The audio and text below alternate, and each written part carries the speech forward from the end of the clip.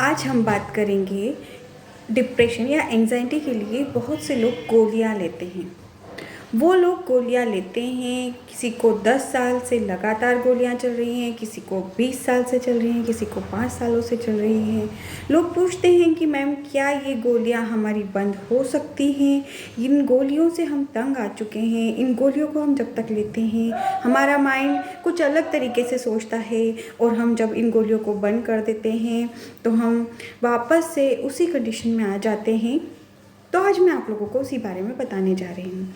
दोस्तों, इन गोलियों के पास सोचने की शक्ति नहीं है, राइट? इन गोलियों के पास सोचने की शक्ति नहीं है।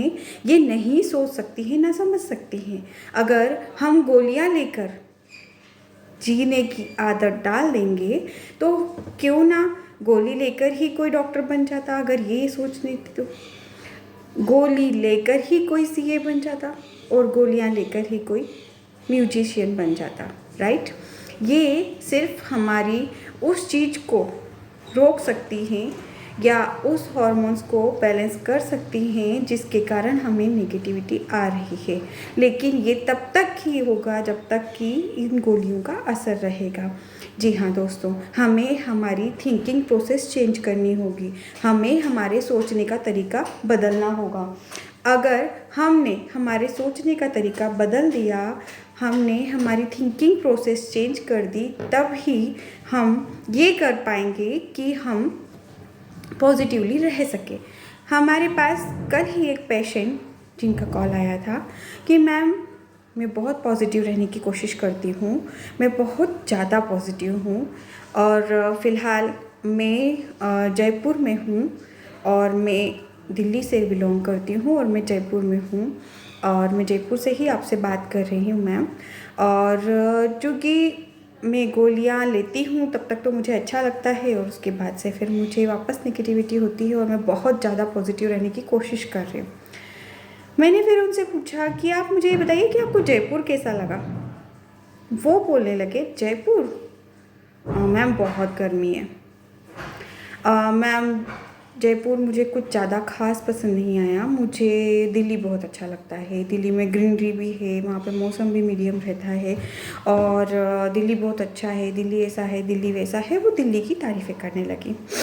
मैंने तब उनसे कहा कि आपकी जो प्रॉब्लम है उसकी जड़ यही है। आप जहाँ हैं, जिस जगह पर हैं, आप उस बारे में ना सोचकर आप उस बारे में सोच रहे हैं जहाँ आप नहीं हैं। क्यों? आप फिज़िकली तो आप जयपुर आ चुके हैं, लेकिन आप मेंटली अभी भी दिल्ली में हैं। अगर आप दिल्ली से निकल कर बाहर और जयपुर को देखेंगी, जयपुर के बारे में समझेंगी, जयपुर को देखेंगी, उसकी सुंदरता के बारे में जानेंगी, तो आपको जयपुर भी अच्छा लगेगा। बट आपने आपके माइंड में कंपैरिजन का भाव बनाया हुआ है। आप कंपेयर कर रहे हैं उस चीज़ को इस चीज़ से, जिसके कारण आप इंजॉय नहीं कर पा रहे हैं इस जगह पर। जी हाँ दोस्तों, हम हमारी लाइफ में यही सबसे बड़ी गलती करते हैं। हम हर उस चीज़ को कंपेयर करते रहते हैं कि हमारा बचपन बहुत अच्छा था, हमारा स्कूल टाइम काफ़ी अच्छा हुआ करता था, हम हमारी स्कूल में कितना एंजॉय करते थे, हमारी कॉलेज में कितना एंजॉय करते थे, और उसके कारण हम जो लाइफ अभी जी रहे हैं हम उसको एंजॉय नहीं कर पाते हैं, और कहीं ना कहीं हम उस चीज़ से दुखी हुआ करते हैं। और वो दुख या वो थिंकिंग हमारी ऐसा नहीं है, हमारे दिमाग को नहीं पता होता है कि हम कब जग रहे हैं, कब सो रहे हैं, कब क्या कर रहे हैं। वो लगातार विचारों को एक के बाद एक वो विचार बिल्कुल रेगुलर साइकिल की तरह चलते रहते हैं, राइट?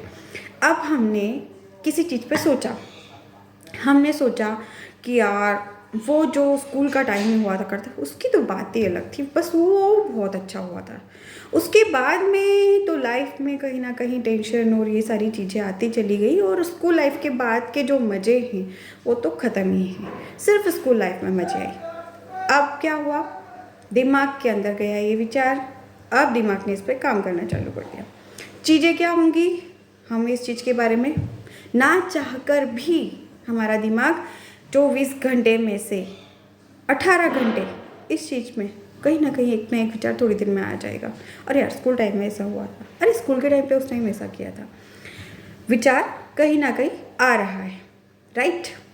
अब क्या होगा, जो अभी हमारा प्रेजेंट है हम उसके बारे में नहीं सोच रहे हैं, हम ना ही उसको एंजॉय कर रहे हैं और ना ही हम अपने नज़रिए को बदल रहे हैं, ना हम हमारे विचारों को बदल रहे हैं। हम उस चीज़ के कारण दुखी होंगे तो रातों को नींद नहीं आएंगी, क्योंकि जो विचार है उन्हें नहीं पता है कि रात में नहीं आना है, वो तो सब टाइम आएंगे।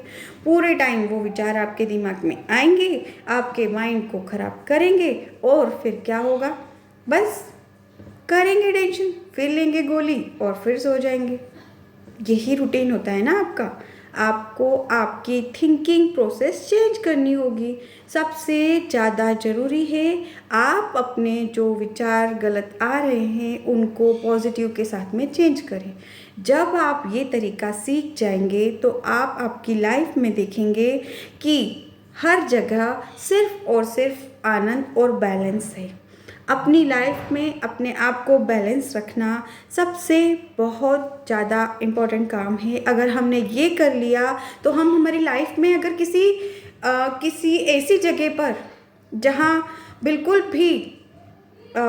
भी मतलब हमारे हिसाब से माहौल नहीं है, वहाँ भी हम ढल सकते हैं।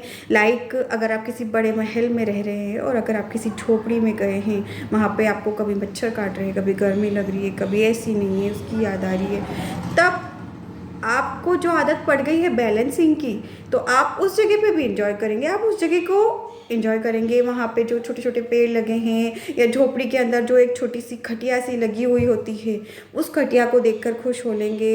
या फिर आप किसी चूल्हे को देखकर, अरे वाह इस तरीके से जलाया जाता है, वाह इट इज़ वेरी ब्यूटीफुल, आप उस टाइम पे उस मोमेंट को एंजॉय करना सीख जाएंगे। और जिस दिन आपने ये सीख लिया, आप आपकी लाइफ के 90% टेंशन और स्ट्रेस को गायब कर चुके होंगे। जी हाँ दोस्तों, थैंक यू सो मच।